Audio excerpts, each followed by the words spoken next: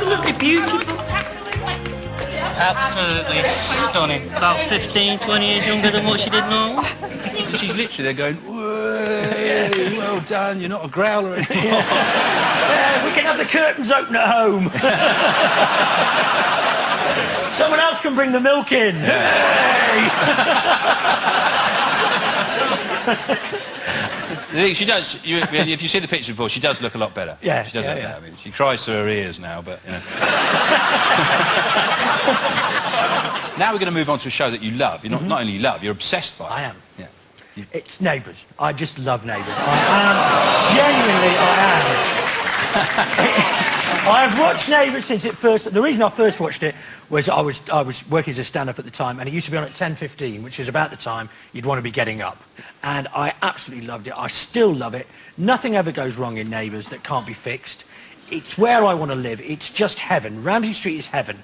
If anything bad happens to you, you know you can be an alcoholic, a kleptomaniac, have cancer, but all you have to do is have a good chat with Susan Kennedy and you'll be fine again. And the other thing is that it never changes. Although the people change, the characters are the same. So there used to be a bloke called Max. They got rid of him and replaced him with a bloke called Tom, who was exactly the same character. Tom went, they brought in a bloke called Joe, who was the same. So, in fact, no matter when you come to it, it's still got the same people in it. Well, in this clip, we've got two of your favourite characters, actually, Des and Daphne. She's pregnant, and they go for a picnic. What could happen? How's my girl? Good for you. Is it all right? Coming along beautifully. Jim, give me a hand over here, will you? Sure. I might stand up for a bit. Can you manage that? Yeah.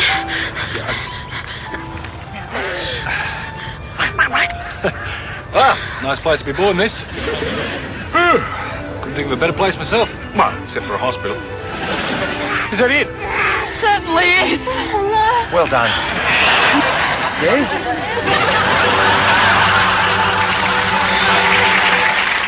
He's probably one of the first of a nearly endless list of useless men with extremely practical and loving wives that will sort out their life. Right. But where they've made a mistake there, this is rule number one of Neighbours: never leave Ramsey Street. Because bad things will happen to you. You may get away with going to Lassiter's.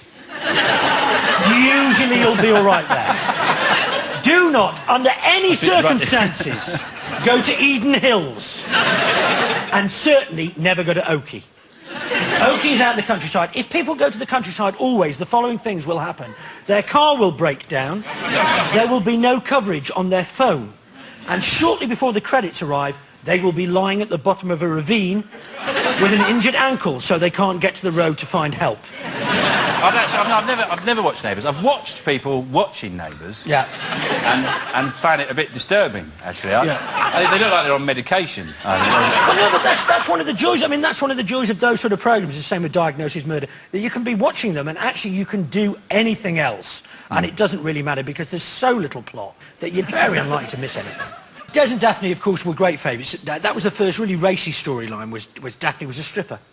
You know, and this was very much frowned upon by some people, never by Helen Daniels, because she was always very wise. But by some of the others, it was frowned upon that Daphne was a stripper. But Des, although a local banker, a pillar of the community, I may say, he gave her a second chance.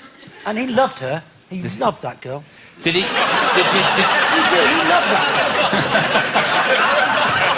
I can see you getting into a pub fight over that. girl. Any one of you tell me that Des didn't love Daphne, we'll have it now!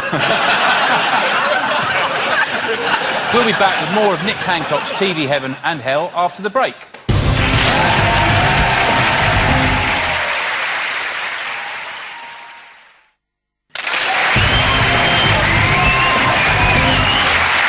Welcome back to TV Heaven, Telly Hell. My guest, Nick Hancock, is flipping between joy and misery over his life in front of the small screen. And next, you've chosen a BBC documentary from 1985. It's about a group of wealthy men who go fishing, sea fishing in Scotland. It's called The Fishing Party. Why do you love this? It's sort of superficially, it's about four blokes going on a fishing expedition to try and catch a record fish. But in fact, the makers of the documentary have been very clever. They've identified these guys as being not your normal run-of-the-mill sort of people. They're gonna let themselves down. The makers give them enough rope, and these guys hang themselves. They're four very posh guys who aren't really in touch with the real world, and the real world is sort of played in around them while the documentary proceeds. We got a clip to show them. They're preparing for the trip, and I just point out the first fella you see in this. He's not wearing a beret. This is his real hair. Right.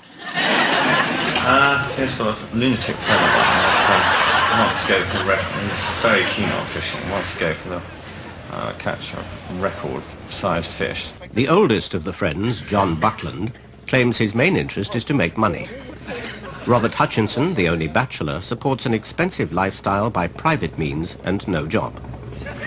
Henry Carew, however, has unearned income and a high-powered job in the drinks trade.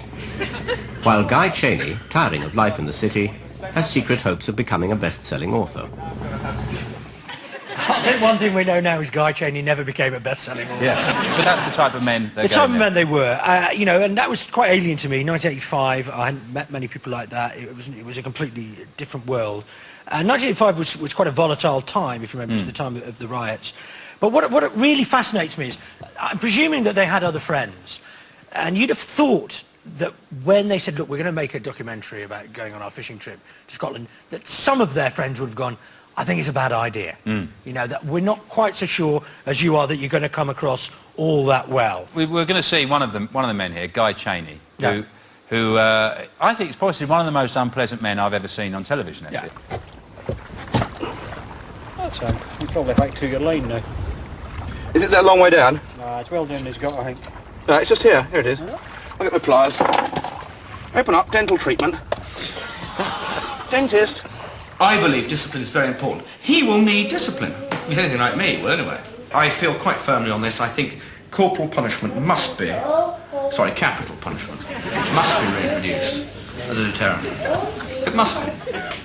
After all, the death sentence is only passed when one is as certain as one can be, and it's never, ever 100%, but let's say 95% is good enough for me.